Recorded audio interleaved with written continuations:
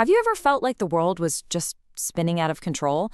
You know, that sudden, super disorienting feeling? That's vertigo, and it's a surprisingly common medical puzzle. So today, let's put on our detective hats and solve one of these dizzying mysteries together. Okay, so picture this. You've just gotten over a really nasty cold. You're thinking, finally, I'm in the clear.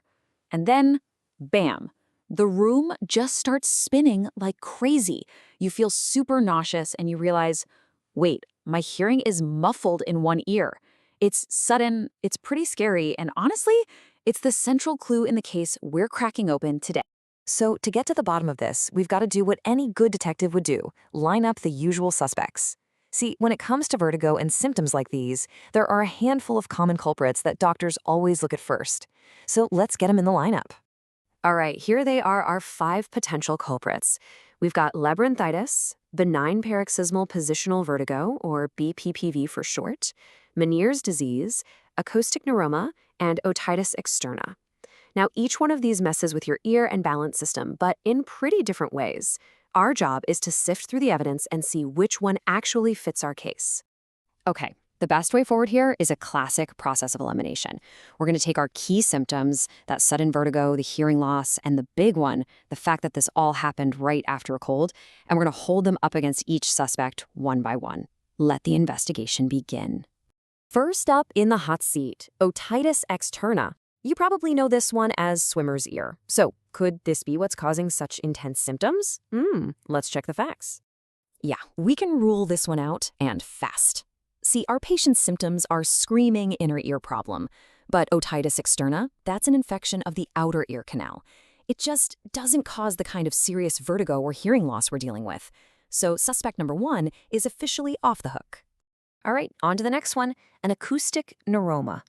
Now, this is a non-cancerous tumor, but it grows on that super important nerve that connects your inner ear to your brain. Sounds pretty serious, right? So, does it match up with our evidence? You know, the real giveaway here is all about the timing. Our patient's symptoms hit them like a ton of bricks right after they were sick. An acoustic neuroma, on the other hand, is a super slow burn. The symptoms creep up on you, getting worse over months, sometimes even years. The timeline just doesn't add up at all. So, nope, we can cross this one off the list too. Okay, next on the list is Meniere's disease. Now this one's a little trickier because it actually does cause both vertigo and hearing loss. So, have we found our culprit? We're going to have to dig a little deeper into the details on this one. So yeah, while some of the main symptoms look right, the context is completely wrong. Meniere's disease usually comes in these distinct episodes, and it often brings along friends like a feeling of fullness in your ear or that ringing sound we call tinnitus. But the really critical clue? It doesn't usually show up right after a viral infection. Our patient's whole story kicks off with a cold, and that's one piece of the puzzle that Meniere's just can't explain. So, close, but no cigar.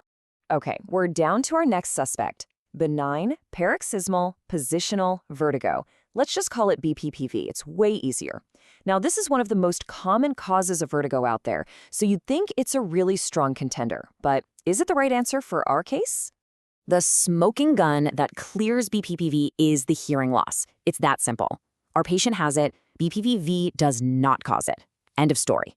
Plus, BPPV is all about these short, intense bursts of dizziness when you move your head a certain way, not the constant, relentless vertigo our patient is feeling. So even though it's super common, it's definitely not what's happening here.